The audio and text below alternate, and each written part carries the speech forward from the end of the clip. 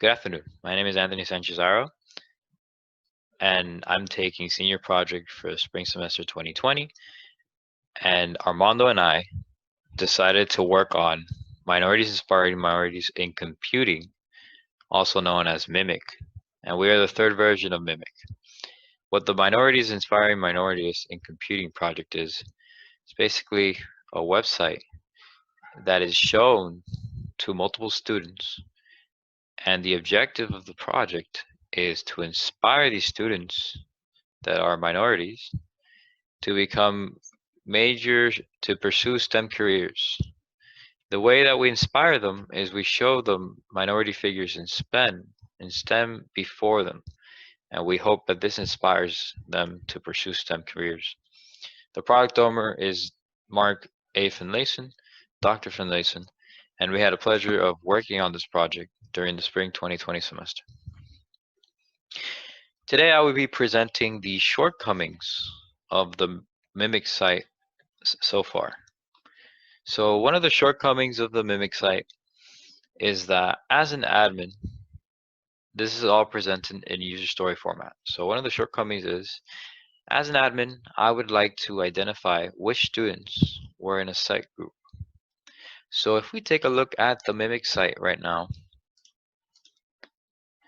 this is what the login screen looks like. If we can log in as one user. So if we want to log in as a group, we just add users and we get a maximum of 3 students in one group. Now, the problem that is happening is that whenever we group a student in the back end of Mimic, there is no easy way of identifying which students are in what group. This is due to very inadequate structure when it comes to the grouping of students. And this was not our priority to change during our development process of this spring 2020. The product owners and the mentors didn't think that this was a priority, so we didn't change the way it was implemented before. But we do think that it would be more easy for the admin to know which students were in the same group and basically to have that information more solidified in the back end, to have more access to it, for the admin to know which student was working with which student on which day.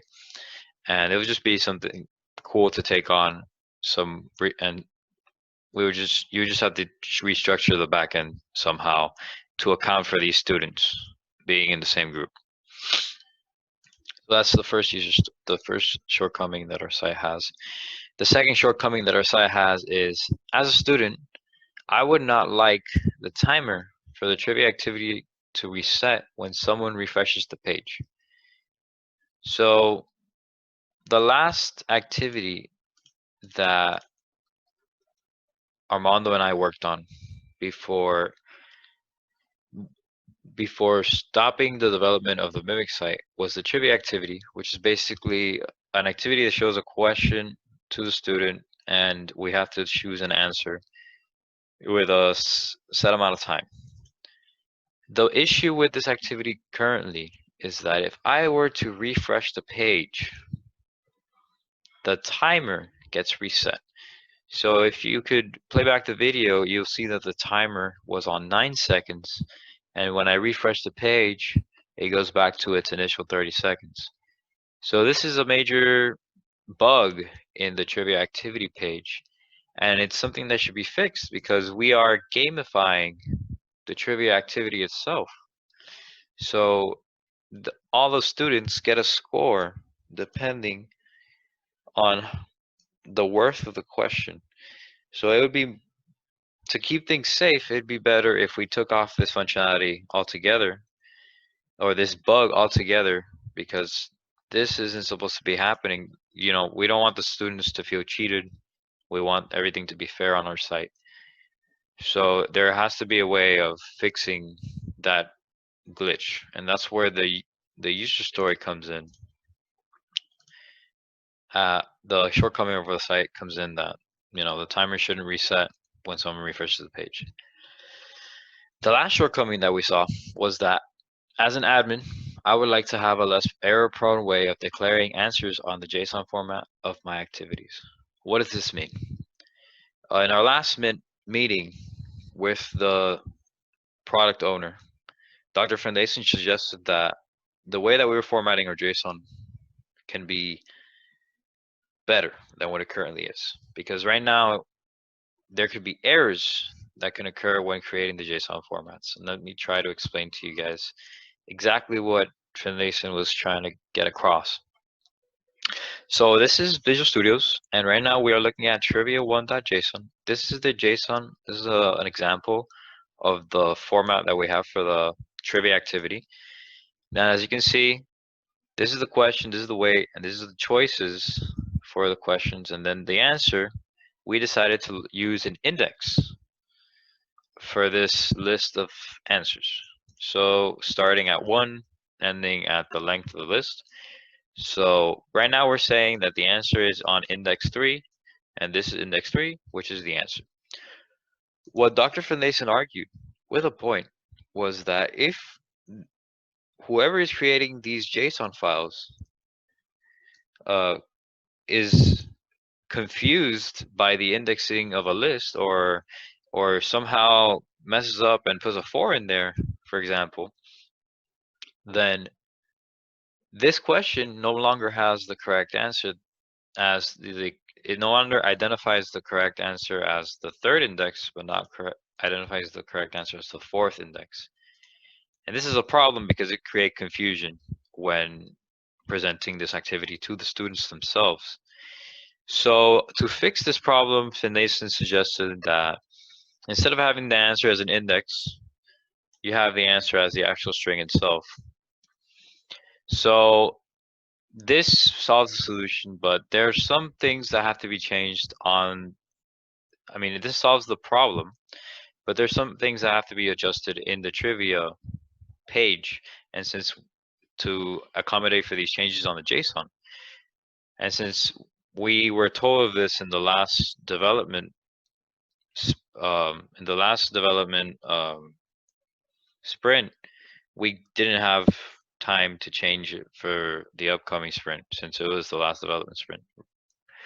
So now the way that this, so that would be up to you guys to change this JSON file to the way that Dr. Finlayson thinks it is better.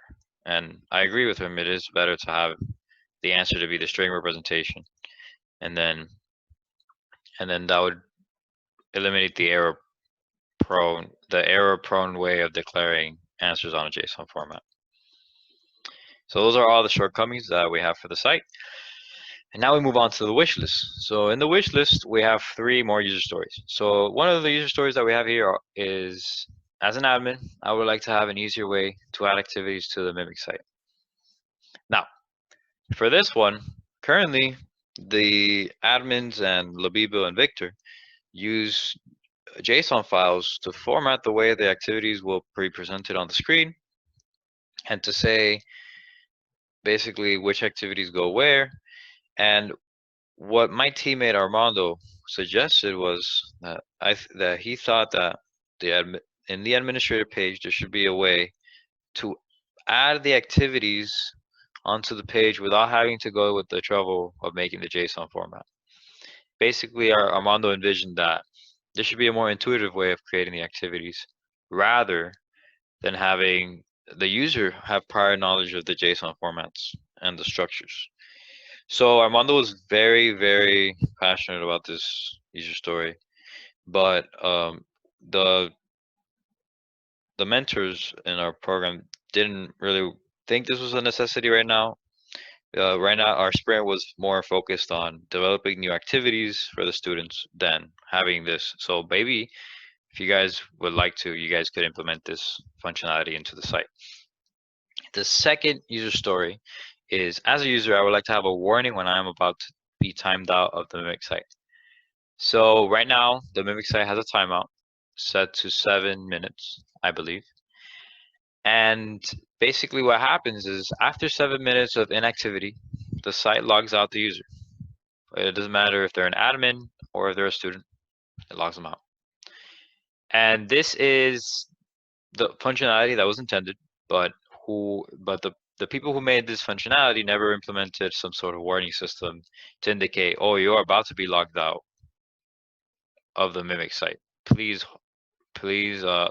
reassure that you're still active.